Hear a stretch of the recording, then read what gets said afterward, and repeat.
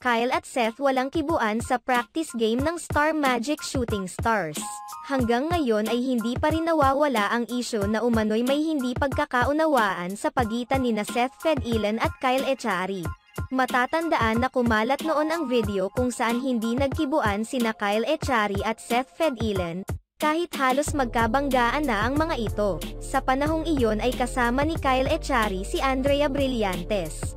Tila pinalampas ito ng ilang mga press people, dahil baka hindi nila napansin ang isa't isa dahil nagsiksikan sila. Subalit sa kamakailang practice game para sa Star Magic Shooting Stars, kapansin-pansin na hindi nagkikibuan ang dalawa na dati namang magkaibigan.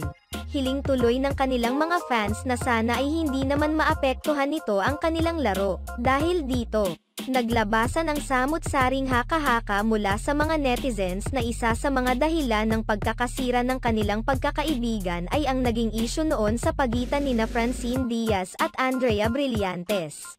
Matatandaan na ilang beses ding naglabas ng cryptic post si Andrea na tila patama niya kay Francine Diaz.